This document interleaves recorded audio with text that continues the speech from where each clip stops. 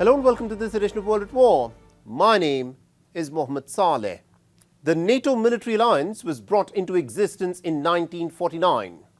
Its objective was to keep the nations of Western Europe safe and away from the influence of the Soviet Union. But the way things are unfolding, the NATO military alliance may as well unravel in the waters of the Strait of Hormuz. For the first time perhaps since the end of the Second World War, the United States is fighting an adversary which, though not as technologically advanced or has a similar firepower as the United States, has still been able to hit back at American military power in ways the American military establishment was not able to predict. Iranian drones, especially the Shahed 136 drones, have exposed the flawed economics behind the American doctrine of fighting wars. Iranian hypersonic missiles have pierced through the tightly constructed air defense shields that had given the illusion of invulnerability to American military bases in the Gulf nations and to Israel. But Trump's closest allies in Europe, who had lived under the umbrella of US security as part of the NATO military alliance, have now become vocal in pointing out to the American president as to how the Iran war is not an issue for which the European powers will get involved. Our next report tells you more. This is what Trump has been saying. I think NATO's making a very foolish mistake, and I've long said that, I wonder whether or not NATO would ever be there for us. So this was a great test, because we don't need them, but they should have been there. Not once, not twice, but over and over again, that the allies of the NATO military alliance are not helping out the United States. In the case of NATO, they don't want to help us defend the Strait, and they're the ones that need it. But now they're getting much nicer because they're seeing my attitude. They're getting much nicer. But as far as I'm concerned, it's too late. UK wants to send aircraft carriers now. And I said, I want the aircraft carriers before the war. I don't want them after the war is won. To be clear, the American president made absolutely no effort in building a consensus before he, along with Israel, started the war on Iran on the 28th of February. But as soon as he found out that the Iranians had built up a much more resilient system, even after the assassination of Ayatollah Ali Khamenei, and were able to stage counter-strike after counter-strike, striking at American military interests in the Gulf and Israel, and also imposed a successful blockade of all enemy vessels in the Strait of Hormuz, Trump has been calling on his NATO allies to come and reopen the Strait of Hormuz for him, effectively to dig him out of trouble in which he now finds himself. Italy, the United Kingdom, France, Germany and other countries have all responded with a flat no to the request of joining a naval coalition to open the Strait of Hormuz. German Defense Minister Boris Pistorius has been even more scathing. Explaining the German position, he has said, "This is not our war. We have not started it. Does Trump expect a handful or two handfuls of European frigates to do in the Strait of Hormuz what the powerful US Navy cannot do?" France, which is the oldest alliance partner of the United States, in fact, even managed to get one of its oil tankers out from the Strait of Hormuz. And many say this has been made possible only due to some arrangement behind the scenes with the Iranians. British Foreign Minister Yvette Cooper, in fact, even held a virtual meeting with counterparts from 40 other nations on the diplomatic measures that are needed to reopen the Strait of Hormuz. But no one wants to get involved militarily. We have seen Iran hijack an international shipping route to hold the global economy hostage. This is hitting the trading routes for Kuwait, Bahrain, Qatar, the UAE, Saudi, Oman, Iraq, but that means liquid natural gas for Asia, fertilizer for Africa, and jet fuel for the world. And that Iranian recklessness towards countries who were never involved in this conflict, which we and 130 countries across the world have strongly condemned at the United Nations, is not just hitting mortgage rates and petrol prices and the cost of living here in the UK and in many different countries across the world, it is hitting our global economic security.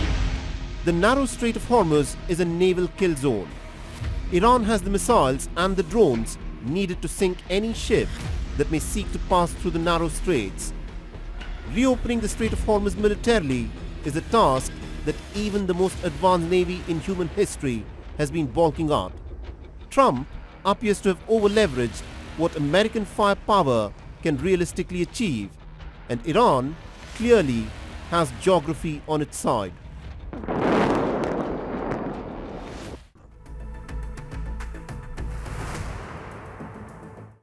On the 3rd of April, an American F-15 fighter jet was shot down over southwest Iran. The US officials claim to have rescued the pilot of the downed fighter jet, and both the United States and the Iranian forces at this moment are searching for the second pilot on board the shot fighter jet. Additionally, the residents of the area have been urged by Iranian officials to join the hunt to track down the fallen American pilot, and a bounty has been offered if he is captured alive. In addition to the F-15 fighter jet, Tehran has also shot down a second American warplane, a A-10 Warthog, over the Gulf. Our next report tells you more.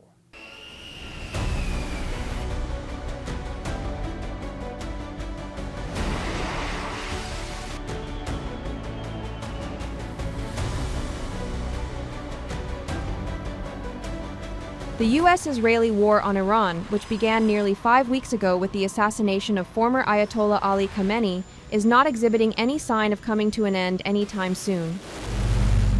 On Friday, the Islamic Revolutionary Guard Corps claimed that it shot down a U.S. F-15E fighter jet over southwest Iran. The Iranian state media released images claiming it showed fragments of a downed U.S. F-15E fighter jet. The F-15E is flown by a 2-member crew, and reportedly, one crew member from the plane was rescued by American forces. Reportedly, at least one U.S. C-130 aircraft and 2 Black Hawk helicopters were spotted flying low over central and southwest Iran in what was described as a possible effort to locate and recover the crew. A local affiliate of Iran's state TV channel in southwestern Kogaluya and Boyar Ahmad province aired footage of what it said was wreckage of the downed plane, showing a pile of twisted metal fragments in the back of a truck. Additionally, it broadcast a message from provincial police urging the area's nomadic people and villagers to join the military in the hunt for the crew of the aircraft that may have gone down in the province. Residents of the Kogaluya and Boyar Ahmad province, dear people, according to the provincial police announcement, if you capture an enemy pilot or pilots and hand them over alive to the military and law enforcement forces, you will be given a suitable reward. A second American airplane, an A-10 Warthog, that was part of the search and rescue mission, was shot down over the Persian Gulf. The pilot reportedly managed to eject over the Persian Gulf and has been rescued. According to the U.S. Central Command, 13 U.S. military service members have been killed in the conflict and more than 300 have been wounded so far. Last month, the Islamic Revolutionary Guard Corps had claimed that its advanced air defense systems intercepted and severely damaged a U.S. F-35 stealth fighter jet over central Iran, forcing it to make an emergency landing at a U.S. base. A day before the U.S. fighter jet was shot down, Donald Trump had threatened to bomb the Islamic Republic back to the Stone Ages. Barely hours after Trump's threat, at least 8 Iranian civilians were killed and 95 others were wounded when an under-construction B-1 bridge in Iran's northern Alborz province was targeted. Over 136 meters tall, the B-1 bridge, located in the provincial capital, Karaj, is one of the highest bridges in West Asia. Reportedly, the bridge, among the most complicated infrastructure projects being undertaken in Iran, was targeted twice with missiles. It took 18 or 19 years to build that bridge. It was built for the comfort and development of the country, for the city. No one can go onto a bridge that's under construction, being repaired, to plant munitions or conduct military work and give them reason to hit the bridge. If they had hit the mountains on the sides of the bridge, we might have been able to say something was there. But on the bridge itself, where so many people were moving underneath. It's impossible.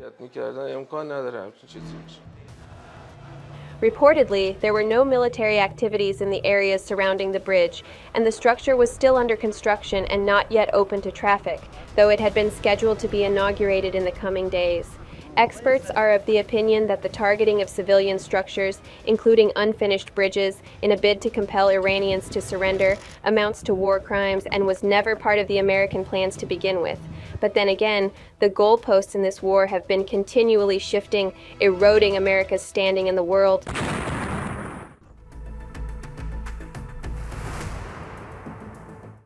On the 1st of April, the American President Donald Trump, in his first prime-time address since starting the Iran war, said that the United States is nearing completion of its objectives in the war against Iran. Hailing the American forces for scoring some swift, decisive and overwhelming victories in the war, he claimed, not for the first time, that Iran's navy has been annihilated and the air force is in complete ruins. But the actual Iranian navy of naval drones and submersibles that Iran will use to drown any vessel that would enter into the Strait of Hormuz hasn't even surfaced yet. Our next report tells you more.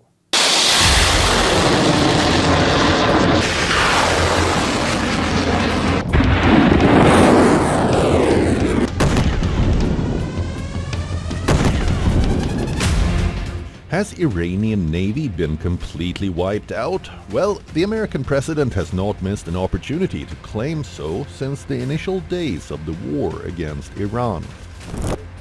On Wednesday, during a national address, while lauding the armed forces, Donald Trump was at it again.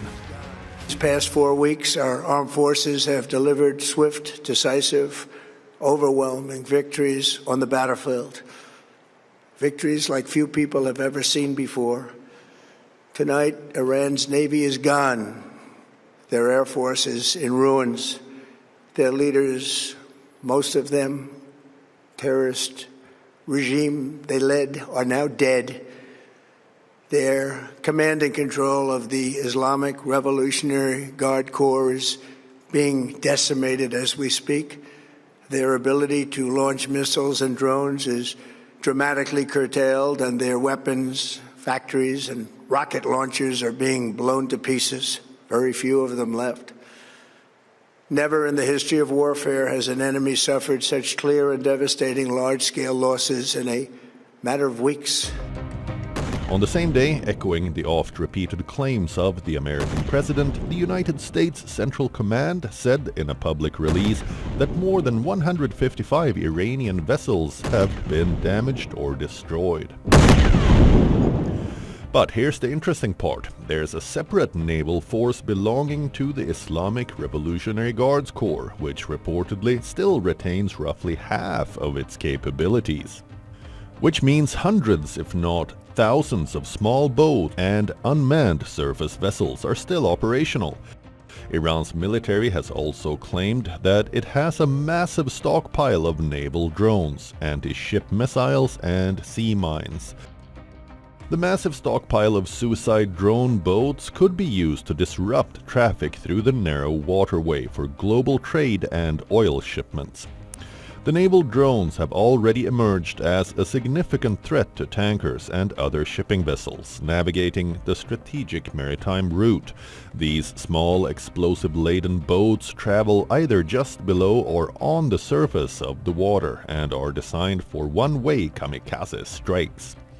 Given their low profile and ability to move quickly, these drones can be difficult to detect and defend against, especially during nighttime operations.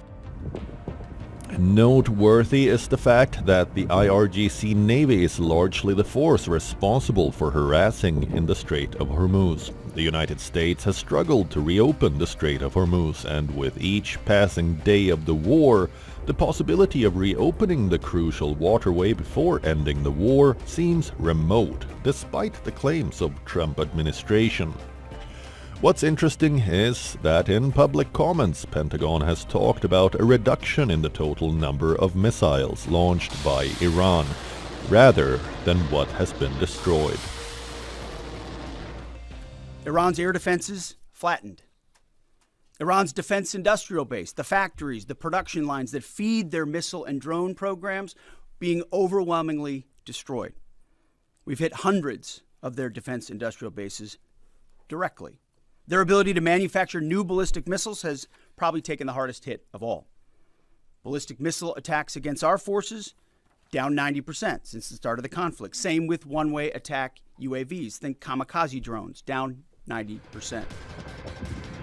Insofar as American Navy is concerned, it didn't help matters that last month, reportedly, there was a laundry room fire on USS Gerald R. Ford, the world's largest aircraft carrier deployed for war against Iran. After which, the largest American aircraft carrier in service went to Croatia after a stop in Greece for repairs. According to the U.S. Central Command, as of Wednesday, the U.S. has struck more than 12,300 targets inside Iran, degrading Iran's military capabilities and killing key senior leaders. But the defiant Islamic Republic so far has proven to be a tough opponent and has landed blows on its own.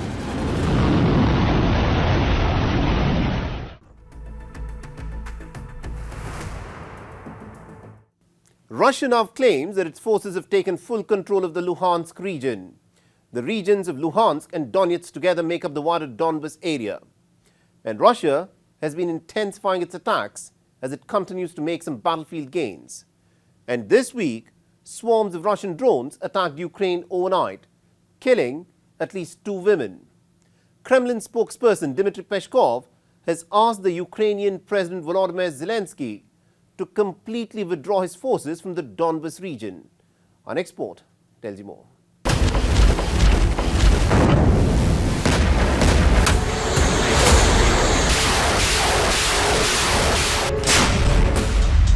We proposed a ceasefire for Easter. In response, we're getting shaheds. The president of Ukraine, Volodymyr Zelensky, said in this latest post on X, referring to the Iranian-designed Shahed drones used by Russia that have left his country in ruins. As the world's attention remains focused on the ongoing West Asia war, Russia's invasion of Ukraine continues to escalate significantly. On Wednesday, the Russian Ministry of Defense announced that it had taken full control of Ukraine's Luhansk region, further adding that settlements, including 2 settlements in the Kharkiv and Zaporizhzhia region, have also been brought under full Russian control. The regions of Luhansk and Donetsk together make up the wider Donbas area, a major industrial hub. Russia already controls about 3/4 of the Donetsk region, in addition to parts of Kherson and Zaporizhzhia, which it annexed back in 2022. Dmitry Peskov had also said that the Ukrainian President Volodymyr Zelensky should have withdrawn his forces from the Donbas area earlier, as it would have brought an end to the active phase of the ongoing conflict between Kiev and Moscow. Apart from the majority of Russian speakers' presence in Donbas, Russia's driving factor here has been the presence of economic assets. The claim for Donbas is not just a claim for Ukraine's 2 major eastern regions, Luhansk and Donetsk, but for Ukraine's major coal and steel producing areas, along with its mineral resources, which are considered among the best in the world. On the 31st of March, a day prior to this claim, Russia reported that it had taken control of a settlement in the Sumy region in northeastern Ukraine, and all this while Ukraine claimed that it was working to thwart Russian attempts to advance deeper into its territory.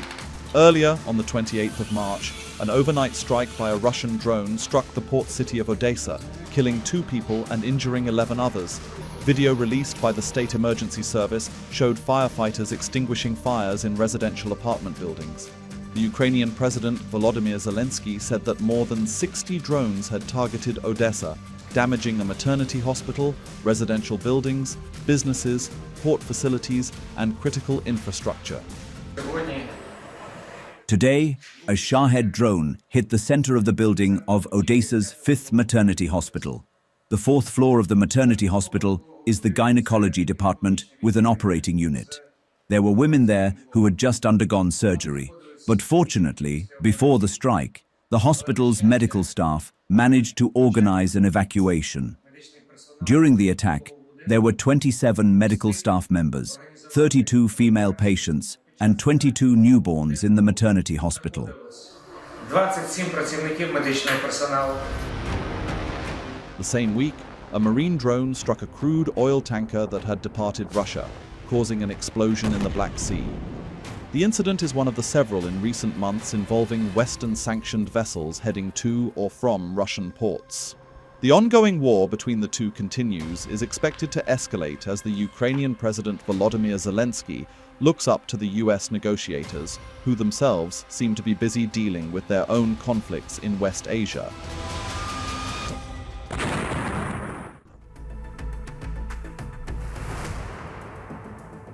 At least 30 people were killed when unidentified gunmen attacked a university community in Nigeria's central plateau state on the 29th of March. The heinous attack prompted accusations on social media without evidence that Christians were being targeted on Palm Sunday, which marks the run-up to Easter. In the subsequent days, mobs ran riot on the streets of Jos, the capital city of Plateau State, which resulted in the death of at least about 2 people and injury to several others. Our next report tells you more.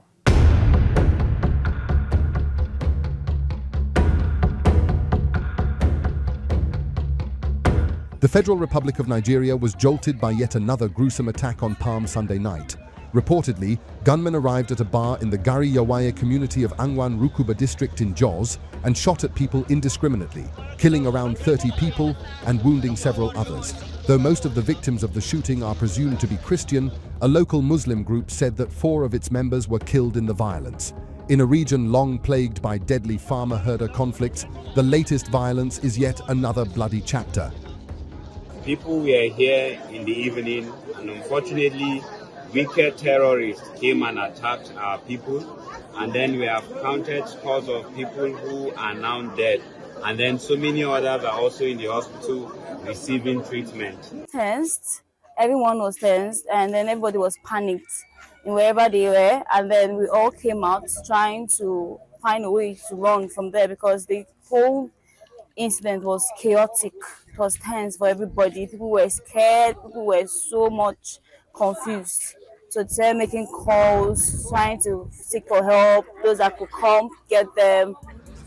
The Plateau state government said that the gunmen were unknown and imposed a 48-hour curfew in the district. Faced with the threat of violence spilling across the capital city, the University of Jos suspended examinations due to start on Monday and ordered the evacuation of its student housing over the course of Wednesday and Thursday, further adding that the state government will provide assistance with transportation. By Wednesday morning, mobs formed across the city of Jos and mayhem ensued. It is unclear who formed the mobs or who they were targeting, as security forces, including the military, were deployed around the city. Streets remained largely deserted. Jos, the capital of Plateau State in north-central Nigeria, is home to a mixed population of Christians and Muslims. While many of them live peacefully side by side, the city is also riven with ethnic and religious tension that has sparked deadly sectarian riots in the past. In the aftermath of the attack, residents of the city said that in the days preceding the Sunday's massacre, there was a threat issued on social media.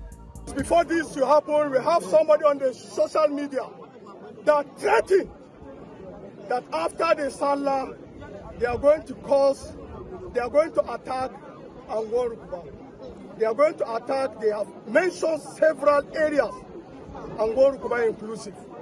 And then it has happened. And we are calling on government to check the social media and arrest whosoever speak on this attack.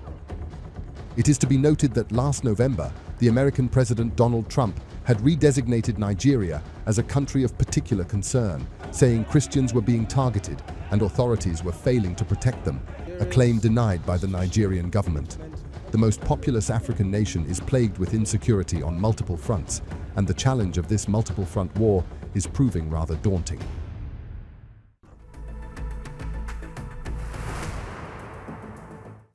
And with that, it's a wrap on this edition of World at War. If you want to reach out to me with any comments, feedback or suggestions, please feel free to do so on the ID that you're seeing on your screens. I'm your host Mohammed Saleh, and I'll see you again next week.